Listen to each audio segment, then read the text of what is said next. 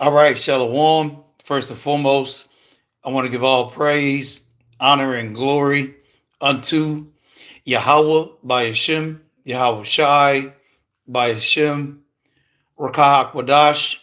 Double honors to the apostles, the bishops, and elders of great millstone who rule and teach well, and peace and salutation unto the hopeful elect, the 1/3 of Yasha Allah, upholding the law, statutes, and commandments to the best of their ability. Peace and salutation. This is the brother. This is the brother Bakwasha, and Salakia for my voice. It's it's that season, man. You know, Satan got to do what he can do to try to prevent this word from coming out, but it's overdrive for the prophets of Yahweh Shemi Shah, man. Um, years past. There was the year of the push, and through the Spirit, we're just taking it to another level. Because we see the things that Yahweh Shemi Shai is prepared for us, and we know prophecies being fulfilled, and it's only a matter of time. And really, it's only a matter of prophecy, because Yahweh Shemi Shai is shortening the days. As Scripture says, for the elect's sake. Okay, so regardless of whatever infirmities, regardless of any illnesses, this word is going to be pushed. And regardless of whatever tribulation, whatever adversity, that must be overcome. That is the reason why Yahweh Shai has picked his elect. Okay, because as Scripture says, the elect are going to endure into the end. All right, and so with that being said, I do have a couple quick scriptures I want to go into, and through the Spirit, Lord will, it'll be edifying for the elect. I'm gonna start here in the book of Hebrews, chapter 9, verse 15. It says, "And for this cause, he is the mediator of the New Testament, that by means of death, for the redemption of the transgressions that were under the first testament, they which are called might receive the promise of eternal inheritance." Okay. Now, the point I want to focus on is really under the first testament. Okay. Because we're reading from the book of Hebrews. All right. Although it is in the New Testament, we're going to talk about who the mediator is, which is Yahweh Shai. Okay. And I'm going to read the scripture again, and why there is a redemption for the transgressions that were under the first testament. Okay, so let's read it again. This is Hebrews chapter 9, verse 15. "And for this cause, he, Yahweh Shai, is the mediator, Yahweh Shai, of the New Testament." Okay, or you can use that word covenant for testament.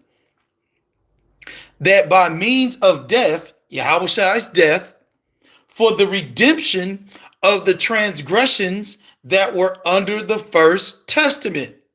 Okay, now whose transgressions, okay, were under the first testament? Okay, because the scripture says, well, first of all, let's get into the word here, transgression. What is that? Okay, I'm just going to pull it up here on the laptop. Transgression, it says to step across or beyond. Now, what do the scriptures say sin is?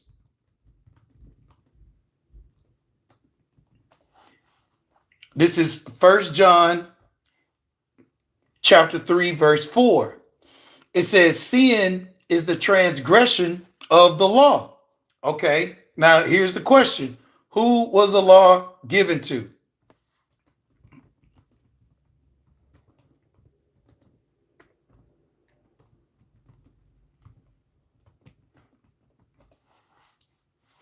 This is Psalms 147, verse 19. It says, he showeth his word unto Jacob, his statutes and his judgments unto Israel. Okay. Now let's get one more. Okay.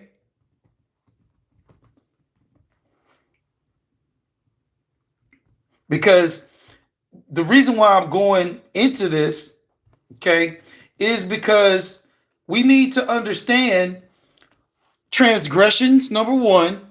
Okay. And then we also need to understand who, and let me read it verbatim. It says, for the redemption of the transgressions that were under the first testament. Okay. So that first testament, in which we know, okay, is the covenant that was made with the children of Israel and Yahweh Yahushai. Okay. Well, with Yahweh Yahushai. Okay. Now, because we know that, the question is, it says, they which are called might receive the promise of eternal inheritance. Because in Hebrews 9:15, it says, and for this cause, he is the mediator of the New Testament. So we're talking about the New Testament and we're talking about the First Testament. Okay. So whose transgressions, okay, were under the First Testament? Israel. Okay. We just talked about it. Okay. It said Jacob. All right. Let's go back here real quick.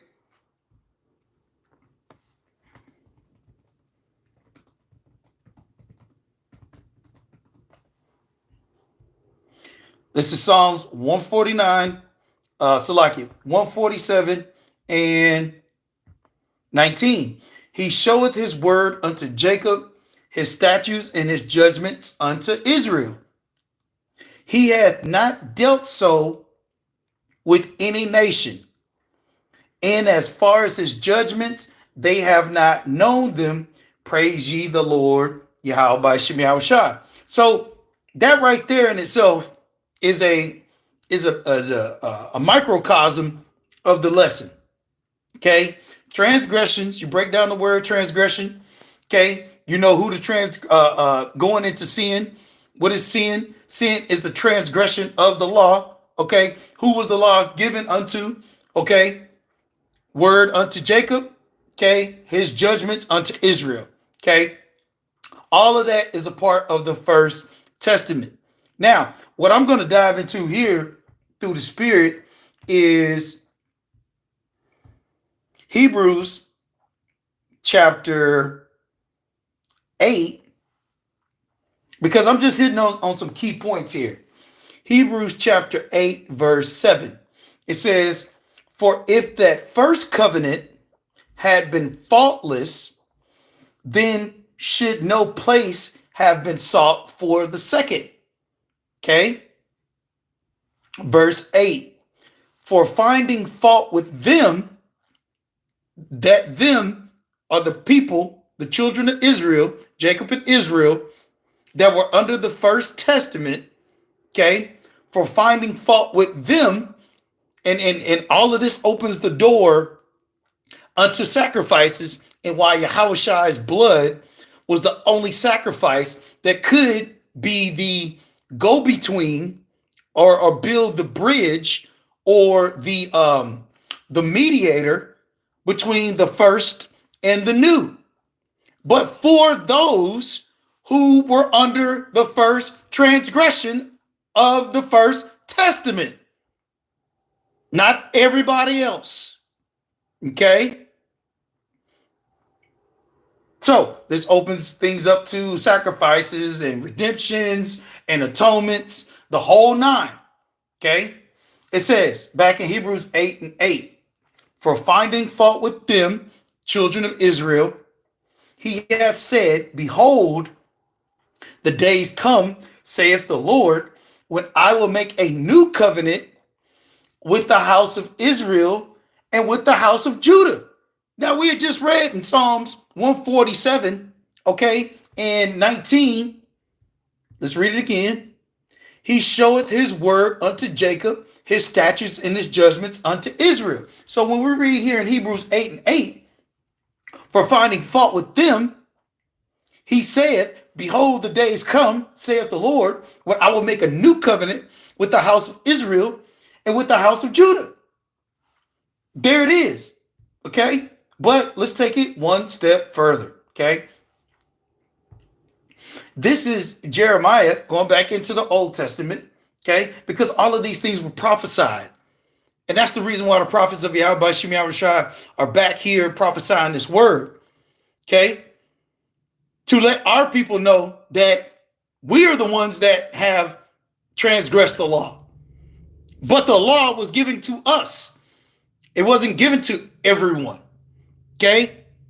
Which is the reason why that blood only covers the children of Israel. And on this side, the hopeful elect. Okay? Jeremiah chapter 31 and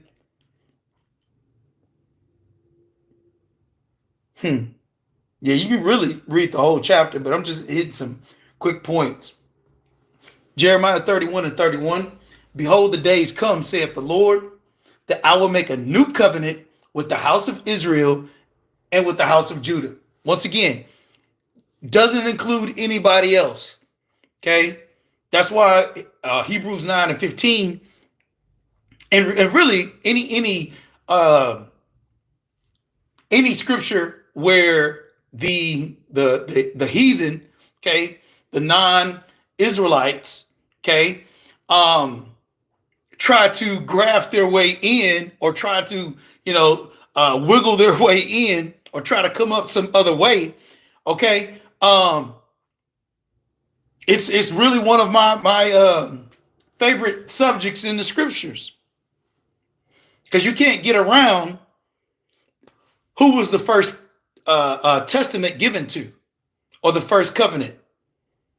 And then you can't get around the transgressions that were under the first covenant. Nor can you get around the new covenant, which he's talking about Judah and he's talking about Israel. Okay? Because it doesn't say anywhere else in the scriptures that a covenant was going to be made with any other people. So there's no promises for anyone else aside from the children of Israel. Okay? That's that eternal inheritance. Okay? Which was from the very beginning. Okay? Now, let's read on. Jeremiah 31 and 31. Behold, the days come, saith the Lord, that I will make a new covenant with the house of Israel and with the house of Judah, not according to the covenant that I made with their fathers in the day that I took them by the hand to bring them out of the land of Egypt, which my covenant they break. We had read it in Hebrews 8 and 8. I'm going to read it one more time. It says, well, let's read 7. Hebrews 8 and 7. For if that first covenant had been faultless, then should no place have been sought for the second. For finding fault with them, he said, behold, the days come, saith the Lord, when I will make a new covenant with the house of Israel and with the house of Judah. Okay? To do what? For us to worship and to have faith on Yahweh Shai. Because no one else does, aside from the hopeful elect. Okay? Verse 32.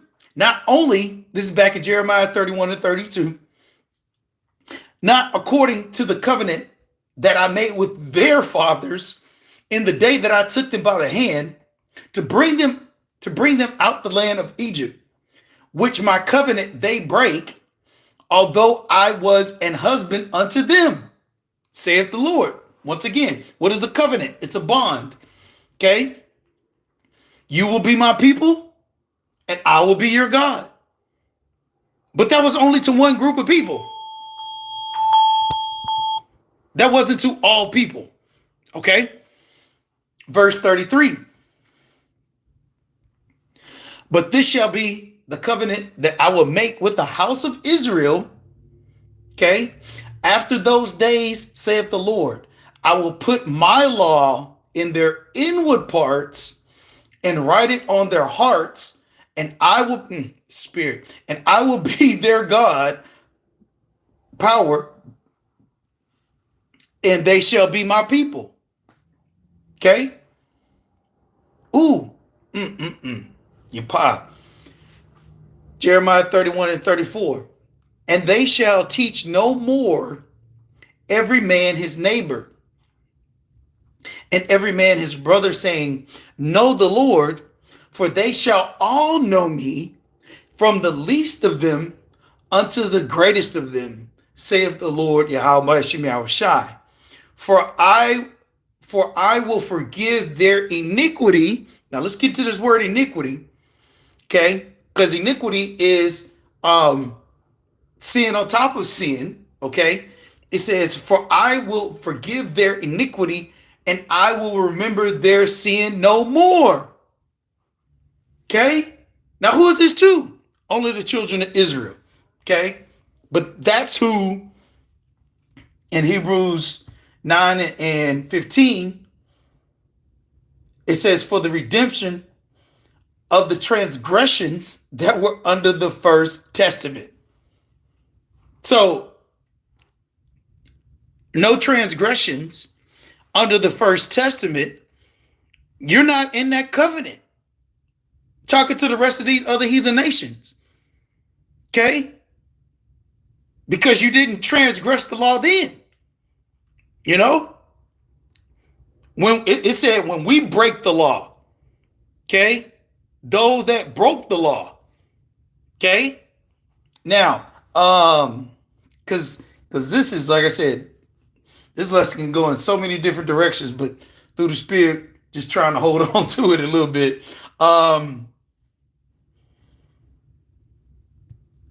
Let's see here.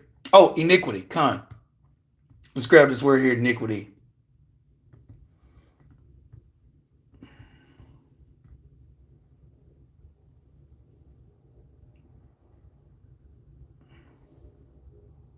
Is this it? Okay, yeah, con.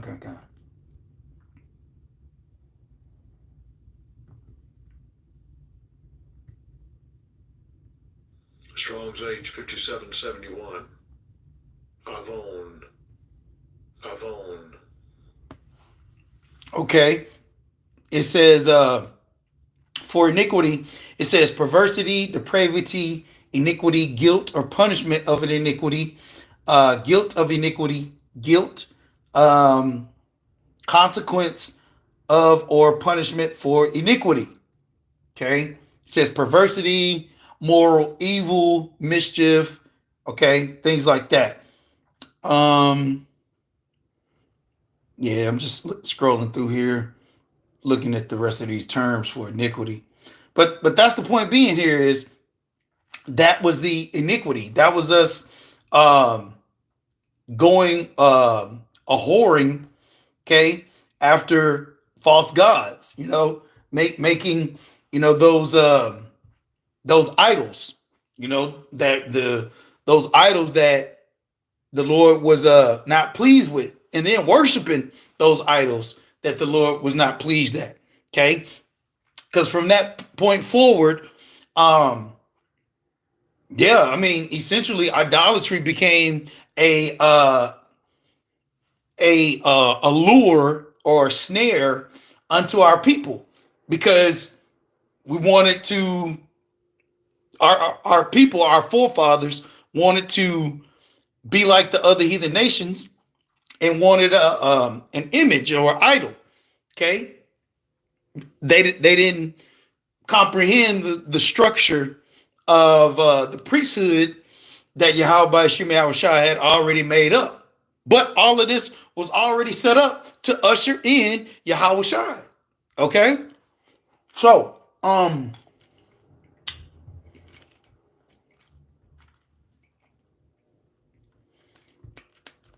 think that's all I wanted to cover on that one. I'm gonna wrap up with just a couple quick scriptures that go into that covenant. Okay. Salakia. This is Isaiah chapter 55, verse 3. It says, incline your ear and come unto me. Hear, and your soul shall live.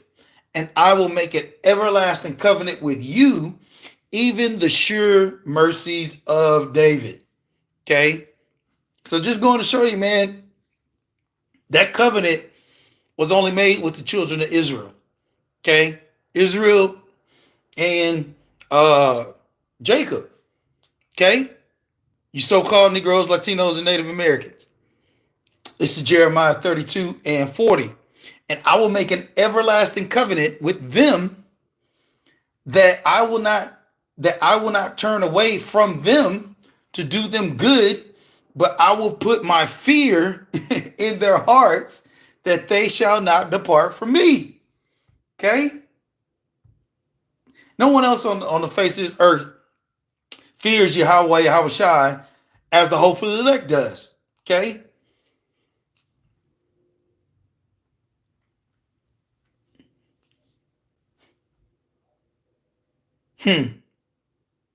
Let's read this real quick, just as a contrast, just to prove the point.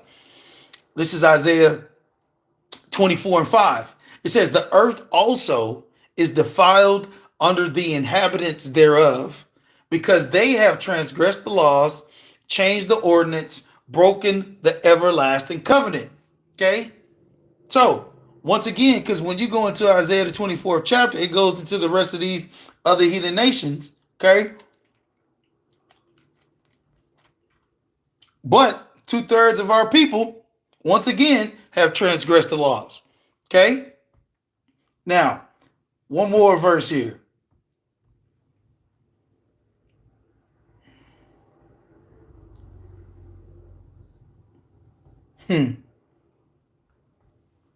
Yeah, all of these scriptures just they just show that this is an everlasting covenant for our people, man. Let's see here. This is Psalm 105 and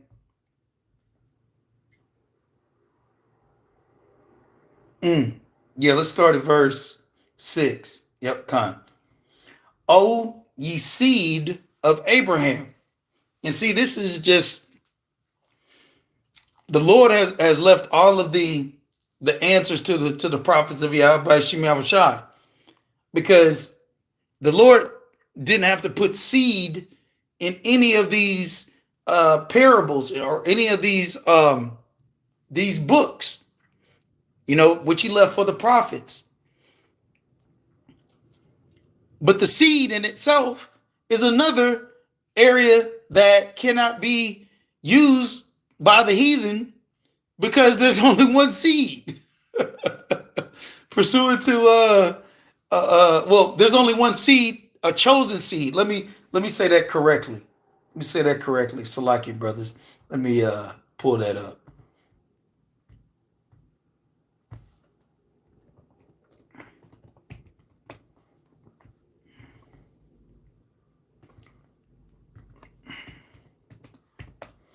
This is Galatians chapter 3 and verse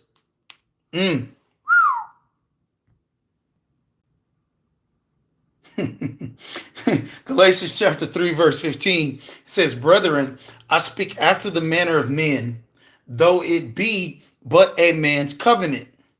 Yet if it be confirmed, no man disannulleth or added thereto. Now, to Abraham and his seed were the promises made. Once again, Abraham is an Israelite. Okay? Because Abraham was a part of whom was under that first testament. Okay? It said, but the reason why the word seed is so important, because we talked about those tender mercies of David that were spoken of in the Old Testament, but those mercies endure forever for that lineage of seed. And the scriptures are going to go into it, verse 16. Galatians 3:16. Now to Abraham and his seed were the promises made. He saith not, and to seeds as of many, but as of one. And to thy seed, which is Hamashiach Yahushua. Okay. Let's jump down, because really that's the point. But let me get verse 29. It says, and if ye be Hamashiachs, this is Galatians 3:29. And if ye be Hamashiachs, then ye are Abraham's seed and heirs according to the promise. Okay, so that's only for that lineage of seed. Now, back in Psalms 105 and verse 6, O ye seed of Abraham, his servant, ye children of Jacob, his chosen, he is the Lord our power.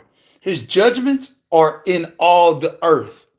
He hath remembered his covenant forever, the word which he commanded to 1,000 generations, which covenant he made with Abraham, and his oath unto Isaac, and confirmed the same unto Jacob for a law, and to Israel for a everlasting covenant.